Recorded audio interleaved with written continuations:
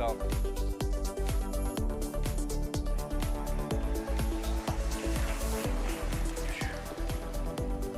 Thank you, thank you. Like Benny said, my name's Corey Johnson. I am the resident East Coast busheler. I live in Baltimore, Maryland, and that has some benefits today because I'm very excited to welcome with me my friends from Mountaire. Mountaire Farms is located out east on the East Coast, so they're a relatively new customer to Bushel. We're very excited to have them. Welcome to Fargo, ladies. I'd like to have them quickly introduce themselves. So Lisa, can you go first? Yes, thank you, Corey.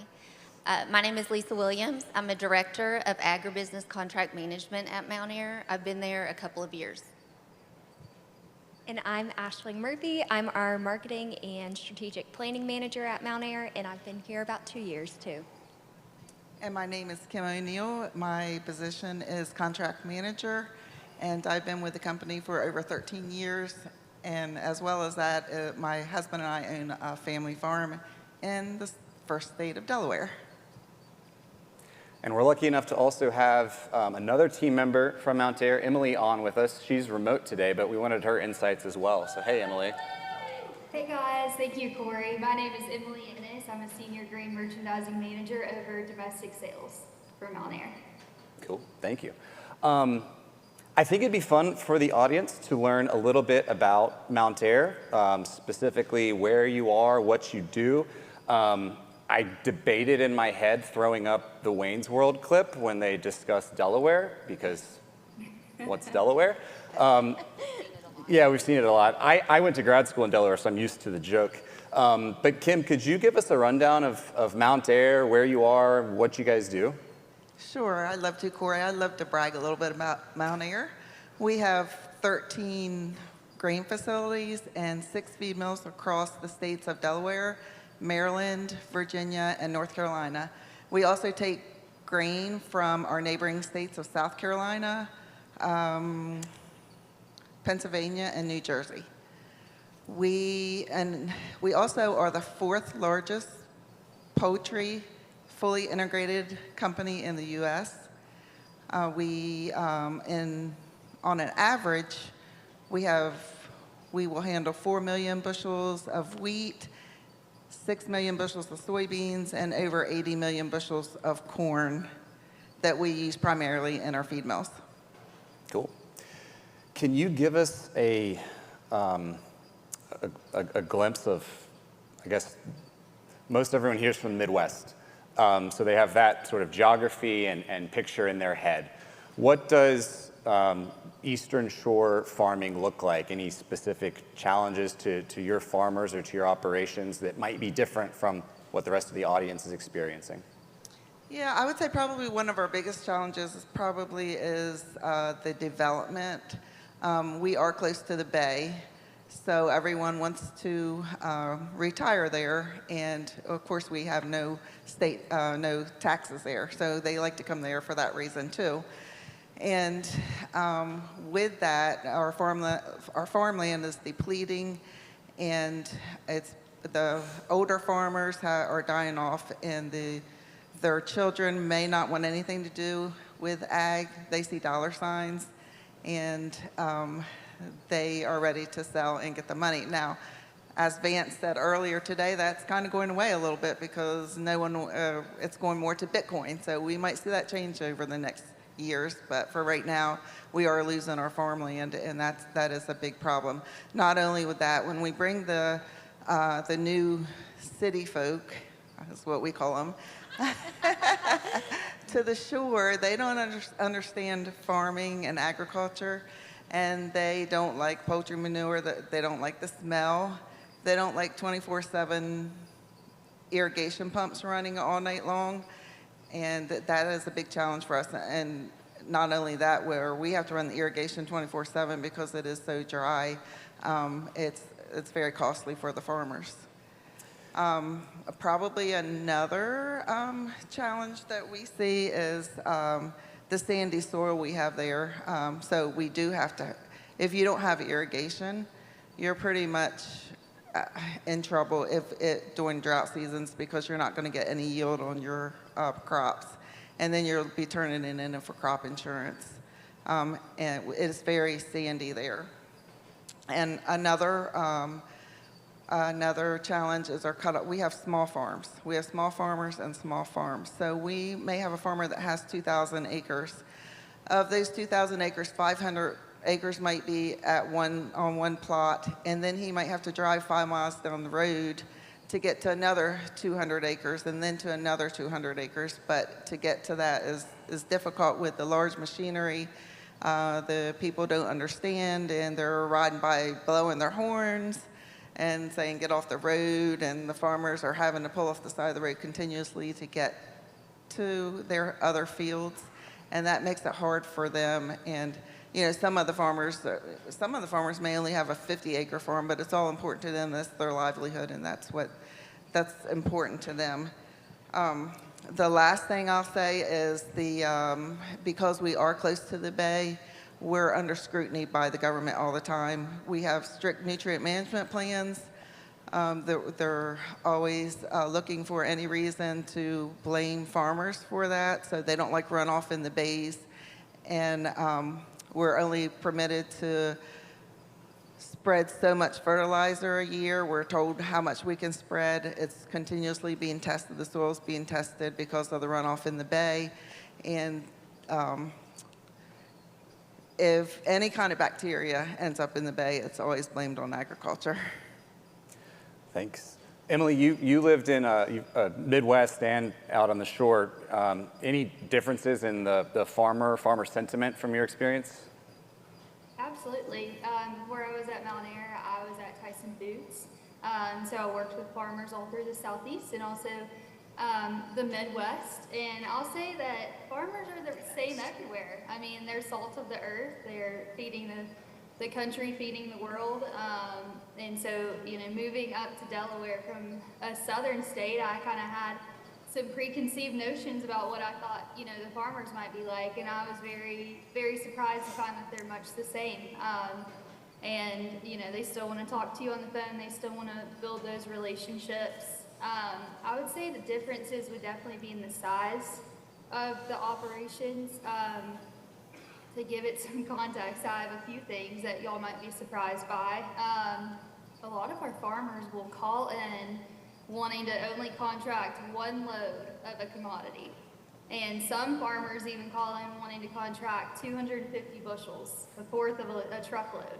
And so we have farmers who, they have smaller operations, so they are looking at their grain marketing with a fine-tooth comb. And they, instead of pricing out a basis contract a little at a time, a lot of them want to make separate contracts for small amounts of grain.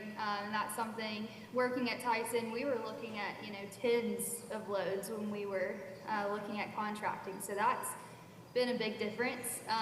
Something else that might surprise a lot of you, the shore, which is the Delmarva Peninsula, Delaware, Maryland, and Virginia. We are the last region of the United States that still uses grain truck lifts. And so we are lifting pretty regularly a bunch of 6 and 10-wheeler trucks 30 or 40 feet in the air to dump them.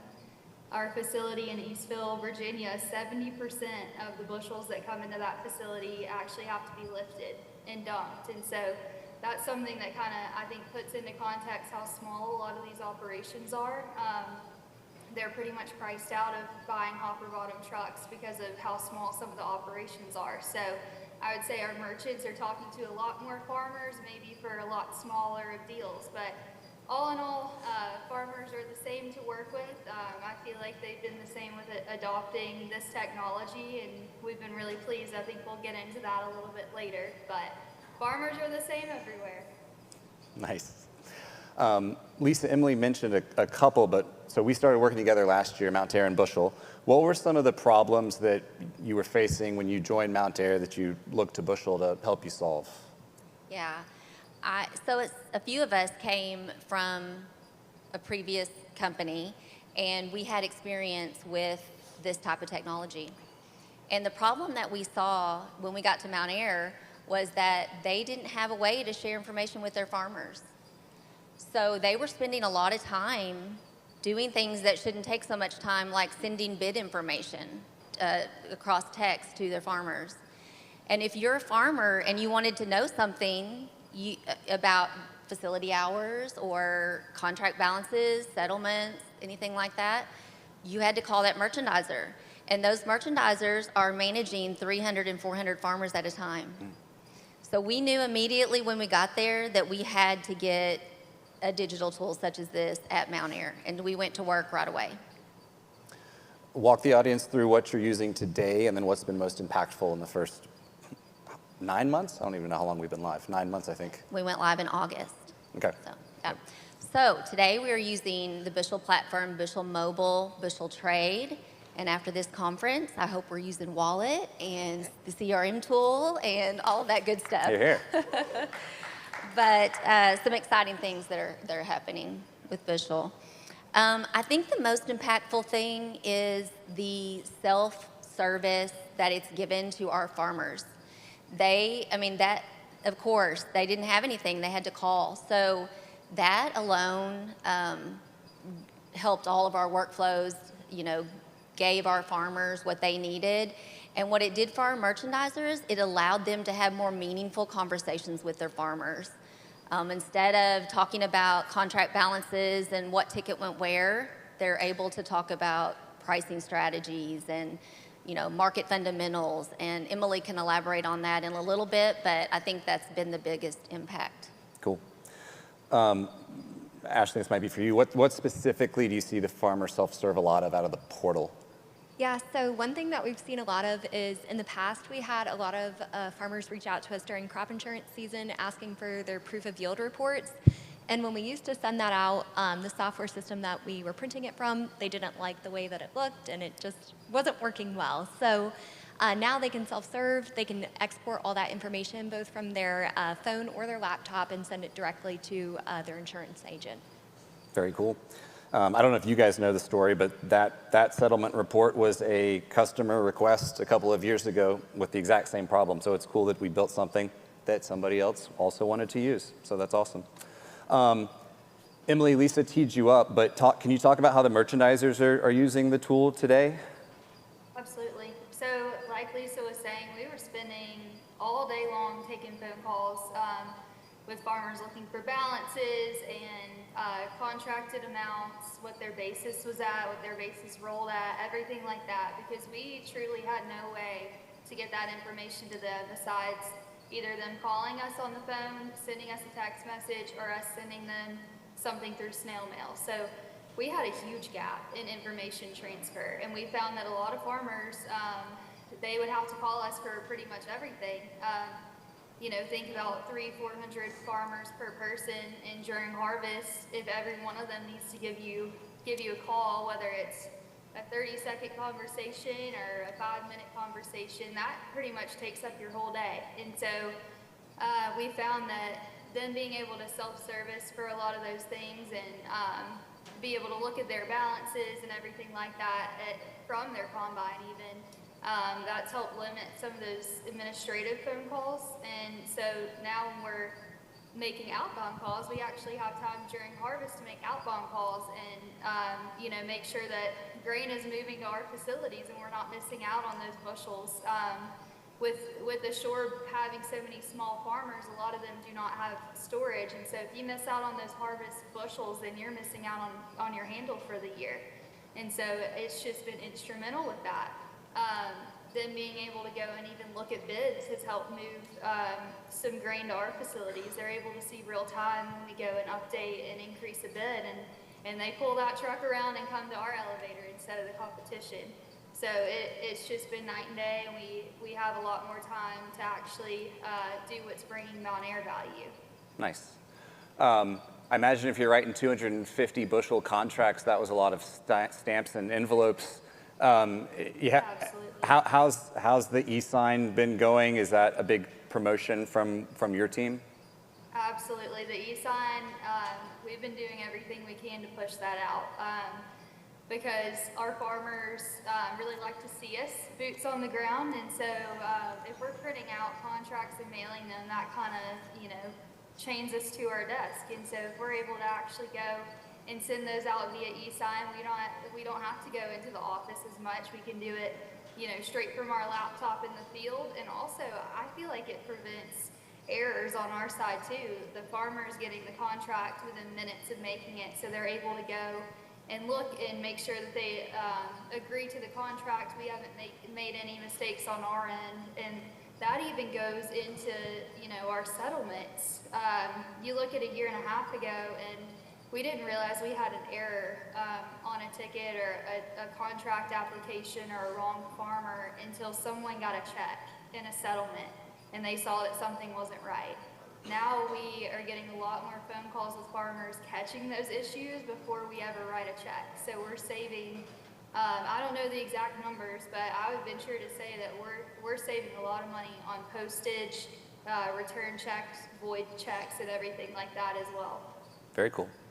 Okay, so it's been a key focus of the team to get growers into the app because it makes everything flow better. Aisling, what has worked as you think about the grower outreach and adoption? What's been some useful ways to sort of make that happen?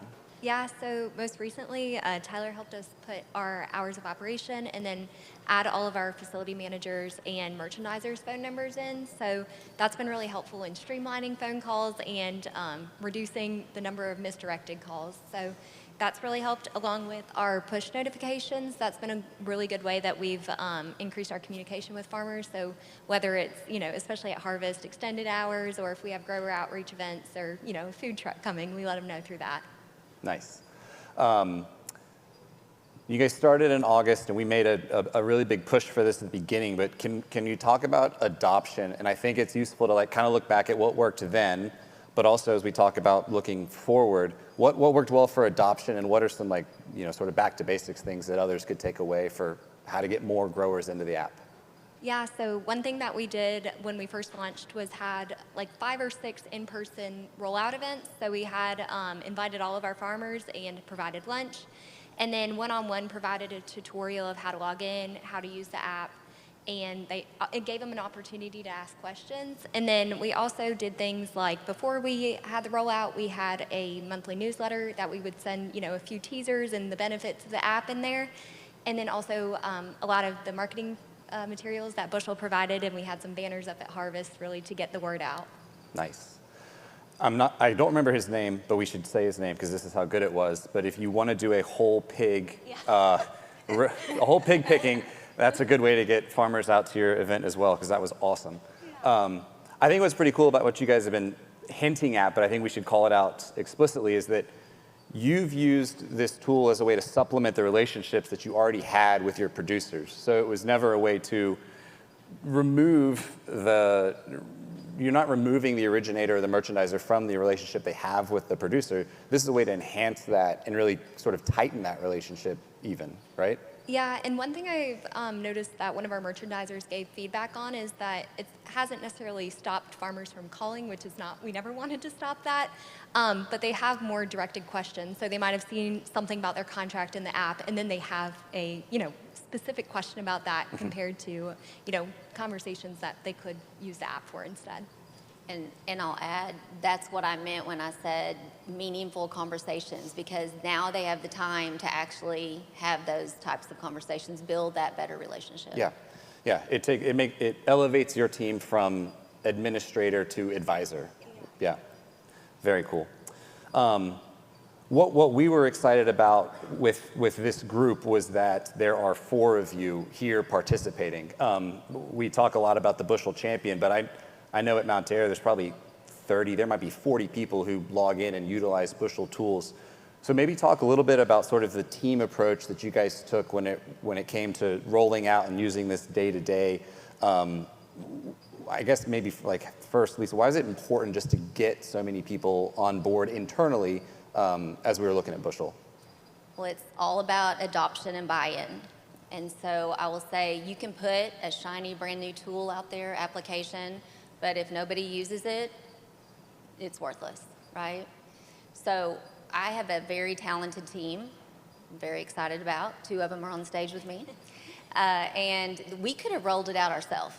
With the exception of IT helping us with a connection, we could have rolled it out ourselves. We could have put a bow on it, and we could have said, here, Emily, take it and run with it, right? But that would not have worked. You have to have everybody on board and buying into what we're trying to do. So it was really important, and we got our merchandisers, we had our IT, we had my team, farmer marketing, contract management. All of us were in the system testing and, working with the bushel team, which was amazing, by the way. It's one of our quickest implementations ever, and I've been doing this a long time. And that really got them to buy in. When the merchandisers are validating the data in the system, they're in there, they're practicing, they're using it, and it really gave them opportunity to get on board with us. And so I think that was, that's really important to get those end users involved really early. Anything tactically that made that work between either, how did you support your team internally, I guess, as you were setting this up, sort of making those expectations? Well, we just involved them the whole time. I mean, I think that, just having them from the very get-go, as soon as that contract is signed, we're working with you guys, and they're all involved. And I think that's where we succeeded. And they all showed up at the farmer IT, our project management office. They're all there at the rollouts, excited to share and visit with the farmers. So it truly takes a village, right? Yeah. And I think that was why we were successful. Very cool. And you've created, I think, Ashley, you're involved in this, you've created your own internal support mechanism for how to handle, whether it's an internal question or a farmer question. Can you walk us through that? I think that's pretty unique in terms of how you've made it a bit more of your own. So how's that work? Yeah, so we first launched an email and a phone number that our farmers can call if they have any questions about logging in or getting set up. And then we also have done a couple of tutorial videos and provided trainings for our farmers. So hopefully they have all the support and they can know who to contact and streamline their questions. Let's go rapid fire because I'm getting the clock signal. Let's talk metrics and numbers. We talked board meeting today, that your Rex is at a board meeting today. So as you think about bushel and what comes next, what metrics matter? What are you tracking? How do we kind of gauge success with this now and looking forward? Yeah, so we have now reached 40% adoption by our farmers, which was a huge goal for us. Congrats. So we met that, which was great. And so we also track our e-signature usage, which has been going really well. I mean, we used to do that all manually, so that's been high. And then going forward, we're going to start tracking which of our locations have the most and least adoption, so we can start, doing more targeted marketing campaigns to increase it at the places that, we could boost it. Very cool. For this question, I think, Lisa, think back to what I want to talk implementation. So what worked looking backwards, but you hinted at some potentially more bushel products. So what would you consider, what worked with implementation that you would like to see again as you roll out other tools with an implementation lens? Just kind of what works from a best practice perspective, and any lessons for anybody looking to add or get started? Well, I think that I attribute that implementation going so well to you guys because, like I said, I've done a lot of implementations over the last 30 years, and I've not ever seen one so well prepared. Like, they asked us for the information, we give you guys the information, you guys are right back to us and we're testing the data, and so I think working closely with you guys, because you are the experts in that, is what we will follow in the future. Very cool. Where you're concerned. Well, you were you guys were awesome to work with getting started. It was, we told you the largest gap was typically you getting information back to us, and that gap did not exist. So thank you for all of your very quick and diligent feedback in return. Yeah. I was telling people, because we were doing a lot of this before you guys signed, and I was like, well, this is a good sign, guys, that they're doing all this work. So luckily it all worked out in the end. Okay, so harvest is not far away, really, relatively. Plans for the next couple of months. What do you need from us? How can we help through the remainder of this calendar year? What's that look like? So we want to continue to drive adoption of the app, but then one thing that we want to work on, especially nearing harvest, is getting our farmers to use the Make Offer tool a bit more. especially, when the market rallies. We want to make sure that they're able to lock in the price that they want, and that might not be by calling us. So. Anything else? Anything you need from us, or any more collaboration we can offer? Yes, I am excited to go back to our Senior Director of Grain Merchandising and share with him all the stuff Bushel's doing with AI. He's going to be really excited. So I expect some collaborations on that. And I'll finish with saying that I talked to him last week, kind of about the future, and he said to us, I envision my merchandisers going out there and really being mobile and agile and sitting on the back of the truck with the farmer and being able to do everything right there. Share presentations, execute hedging, signing contracts, anything that the farmer needs. And I think the Bushel tools are allowing us to get there faster, and we're really excited about that. Very cool. Last question, I warned you on it, but I thought it'd be cool to spring it on you. I took this in Vance's chaos idea. You had a good example, so I'll ask for it again. What has Mountaire done to venture into or try to approach chaos that you've done recently? So I feel like we've been in chaos for 2 years. When I got to Mountaire, we upgraded our accounting system. In that first year, we implemented 3 new applications, Bushel being one of them. We are now venturing we kicked off for a new accounting system, and Kim, you can share, but do you feel like we've been in chaos the whole time? The whole time, and not only that, but whole new management. Yeah, so we also have new leadership in agribusiness over the last few years, and we are taking a new approach that, Mountaire's been around for 100 years, more than 100 years, and we've always bought just to fulfill our usage at our feed mills. And now we're selling, we're exporting, and we're growing that business. And it's new for the company, and I feel like having to explain that to the board, which is where Rex is today, and getting that approval it puts us in chaos all the time, but it's a good thing. Yeah. I'm appreciative today of nothing else other than to be able to define that in a new way, in a fun way. So I appreciate all of your insights today, and thanks for being friends and buddies of Bushel. Thank you. Thank you.